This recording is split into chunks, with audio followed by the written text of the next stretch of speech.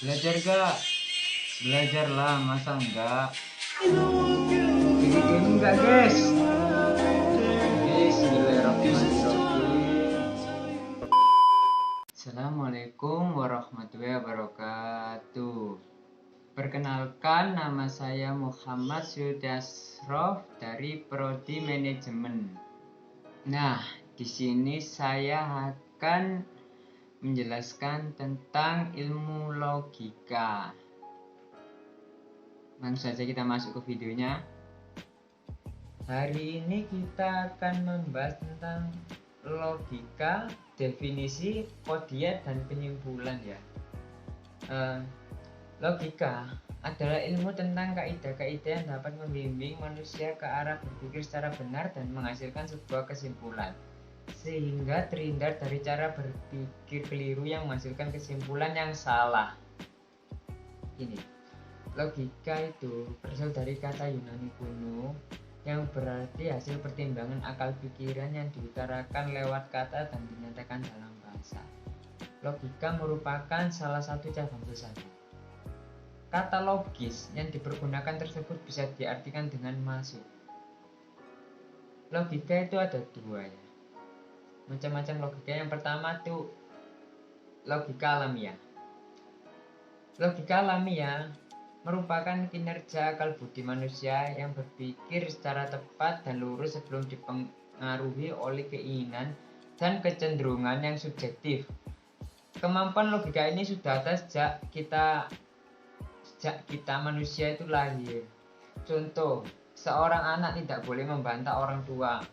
Nah, logika ini itu harus dimiliki sejak manusia lahir, karena gimana ya, anak tidak boleh membantah orang tua itu merupakan kewajiban menurut saya, jadi harus ada sejak kita lahir. Yang kedua, logika akademis. Logika akademis merupakan logika yang memperhalus, mempertajam pikiran serta akal budi manusia. Logika ini merupakan ilmu khusus yang merumuskan atas asas-asas yang harus ditepati dalam setiap pemikiran dengan tepat untuk menghindari kesesatan. Contoh,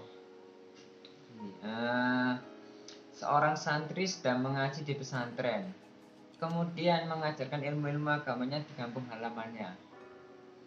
Dari kehidupan santri tersebut merupakan bentuk penerapan logika akademis. Jadi gini, kehidupan santri tersebut itu merupakan hal yang menghindari kesesatan. Dari dia mengaji di pesantren, lalu mengajarkan ilmu-ilmu agamanya di kampung halamannya. Nah, itu merupakan bentuk penerapan logika akademis, seperti itu. Lalu masuk ke definisi. Definisi adalah suatu usaha untuk menjelaskan atau mengartikan sesuatu secara jelas. Kemudian hasilnya memberikan suatu kesimpulan yang dikemukakan dalam bentuk definisi.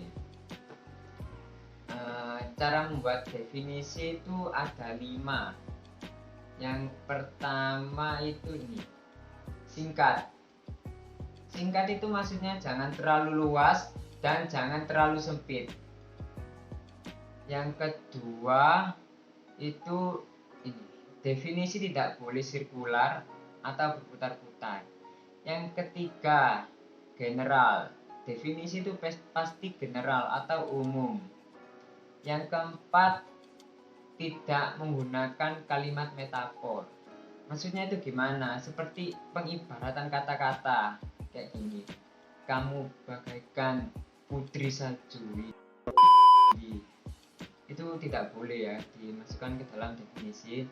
Yang kelima, tidak boleh menggunakan kalimat negatif. Nah, ini contohnya yaitu masjid merupakan tempat beribadah untuk umat muslim. Itu contohnya. Lalu kita masuk ke kodiah. Kodiah itu merupakan keputusan dalam ilmu mantik. Kodiah adalah pernyataan sempurna yang isinya mengandung kemungkinan benar atau salah. Dari kemungkinan tersebut manusia dapat mengambil keputusan untuk dibuktikan kebenarannya. Dalam kodia terdapat subjek, predikat, dan kata ganti yang menghubungkan subjek dan predikat.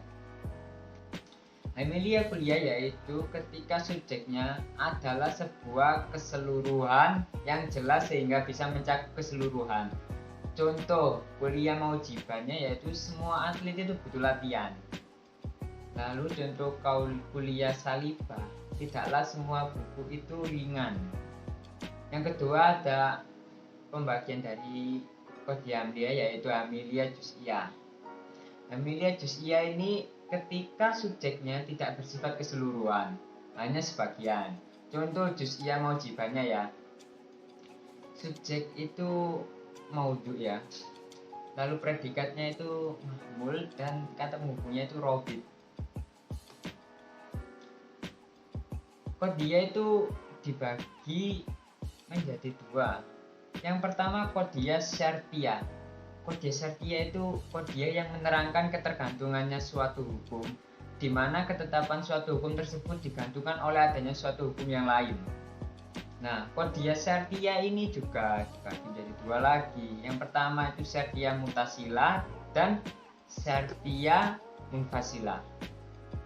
Yang syartiyah mutasilah yaitu kodia yang mengharuskan adanya saling tetap menetapkan antar juznya. Contoh mutasila maujibah. Jika tembok dicoret, ia akan kotor. Lalu ada mutasila salibah dengan contoh, tidaklah jika hujan turun maka tanaman akan kering. Lalu yang kedua itu syartiyah munfasilah, yaitu merupakan pembagian syartiyah itu ya, yang tadi dibagi dua, yaitu kodia yang menetapkan adanya perlawanan antara dua juznya. Contoh munfasilah maujibah, ada kalanya hari itu mendung, ada kalanya hari itu cerah. Jadi itu merupakan perlawanan antara dua juz. Yang kedua contoh munfasilah sajibah, ada kalanya hewan itu gemuk atau kurus. Lalu ada kodia hamliyah. Kodia hamliyah yaitu kodia yang menjelaskan mengenai ketetapan suatu hukum dan tidak tergantung pada suatu hal yang lain. Kodia hamliyah ini juga dibagi menjadi dua. Yang pertama hamliyah kuliah, yang kedua hamliyah juz'iyah. Sebagian uang itu nominalnya besar. Lalu contoh juz'iyah salibahnya yaitu sebagian gitar tidak berirama akustik. Jadi setiap kodia itu ada contoh maujibah dan salibah di setiap pembagian kodianya ya. Ya tadi contohnya sudah saya sebutkan. Yang terakhir yaitu masuk penyimpulan. Penyimpulan merupakan suatu kegiatan yang membuat seseorang bergerak menuju pengetahuan yang baru.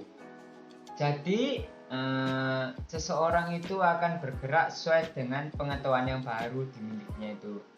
Penyimpulan memiliki tiga unsur. Yang pertama premis, yang kedua hubungan, dan yang ketiga ini simpulan. Penyimpulan dibagi menjadi dua. Yang pertama itu ada penyimpulan langsung dan yang kedua adalah ada penyimpulan tidak langsung. Penyimpulan langsung merupakan titik pangkal suatu putusan, kemudian dibuat kesimpulannya dengan memakai subjek dan predikat yang sama. Contoh, semua peserta ujian sedang mengikuti seminar. Maka kesimpulannya tidak ada peserta ujian yang tidak mengikuti seminar. Lalu ada penyimpulan tidak langsung. Penyimpulan tidak langsung merupakan penyimpulan yang menggunakan term tengah atau medium dalam kurung M untuk menghubungkan subjek dan predikat. Contoh A, jika hari ini Evos tidak bermain, maka RRQ akan menggantikannya. Itu premis mayor ya. Yang kedua, ternyata Evos tidak bermain, merupakan premis minor. Maka mendapat kesimpulan hari ini RRQ akan menggantikannya. Mungkin semua materi yang saya terangkan tadi itu merupakan berhubungan gitu antara kehidupan kita dengan orang lain. Jadi wajib kita ketahui ya. Saya Muhammad Sudi Ashraf. Apabila ada tutur kata yang salah mungkin dengan penerangan yang tidak dimengerti, saya mohon maaf sebesar-besarnya. Assalamualaikum warahmatullahi wabarakatuh.